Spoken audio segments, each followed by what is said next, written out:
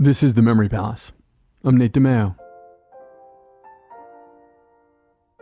There was the time when Frances was 7 and told her mother that she wanted to plant a garden behind their big brick mansion in the woods outside Boston.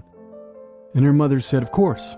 Gardening was a fine pastime for a girl, but Fran, she said, the girl's name was pronounced with the moneyed mid-Atlantic accent of a Katharine Hepburn or George Plimpton or Mrs. Howell from Gilligan's Island.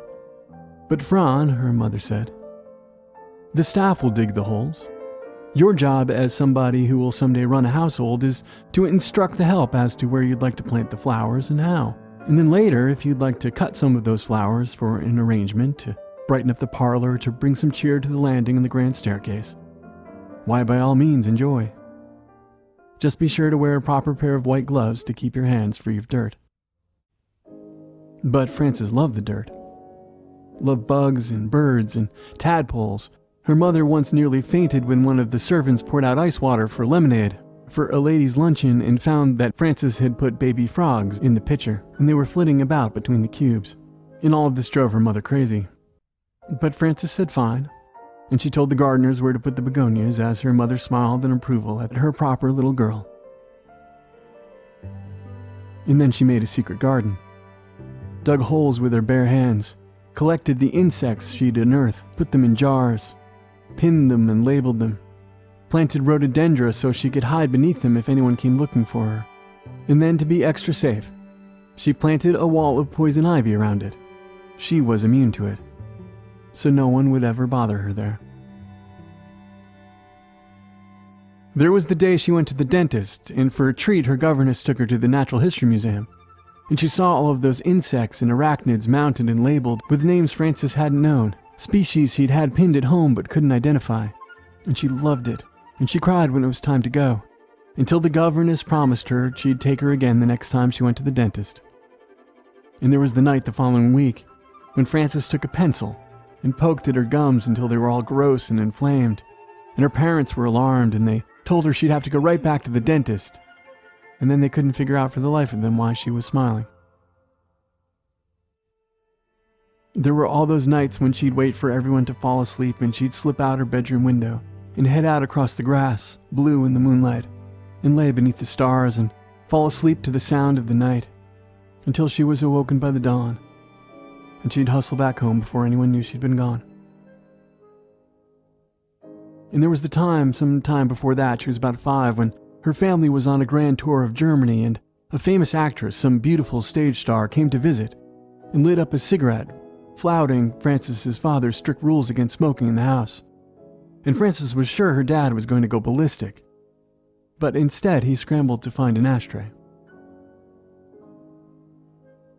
And there was the time when, at 84 and looking back at her life, when Frances would remember how she became determined to be so famous one day that she could make her own rules, so she wouldn't have to hide how odd she was, how unlike other people. Few people, she'd write, really held her attention. It was birds and mammals and reptiles and insects that filled her dreams. There were those Saturdays, 9 years of Saturdays, in the ballroom at the Milton Club, learning to dance and all that went with it. The entrances and exits, the curtsies and steps, how to hold one's head and his hand, where to look, where not to look, how to twirl but not too fast, how to smile but not too wide, all to prepare for a future of balls and cotillions as the wife of a diplomat or of a man who owned factories. But no one would ask her to dance. There were more girls than boys, and the boys didn't quite know what to make of her. And so she sat on the wall and watched and waited. There were all those times she'd go to the secret garden and be alone with the things she would hide away there, the sick animal she was trying to nurse back to health, her cigarettes, her rifle and ammunition, and she would dream of Africa and the Amazon. And there was the night she had to tell her father she'd flunked out of Smith College. She couldn't be bothered to be interested in things that weren't interesting, and so she needed to get a job, but the only thing they'd prepared her to do was wearing dresses. So she got work as a model. There was the night she went dancing. She was 20. Boys wanted to dance with her then, especially when she wore her red velvet dress. And one young man in particular, tall and handsome, came up and talked to her. told her how he wanted to be a scientist, a naturalist, wanted to study animals in Africa. And she asked him if he wanted to get out of there. And they went down to the beach, to the pier where people like them didn't go, with the honky-tonks and the hot dog stands and the place where they spun sugar into cotton candy. And they wound up at this joint with a band that played jazz. They had never heard jazz before, but they found the rhythm and they danced all night. And Frances thanked the band leader on her way out, told him this had been the best night of her life.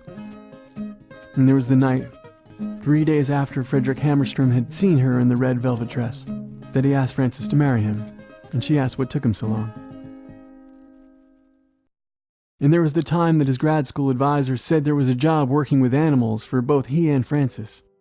Not in Africa or the Amazon, not like they'd hoped, but Wisconsin, to study the prairie chicken.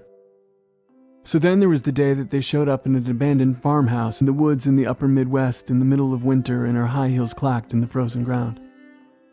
And there were all the mornings when they'd start a fire and wait for the room to get above freezing, and celebrate if it was warm enough so they wouldn't see their breath.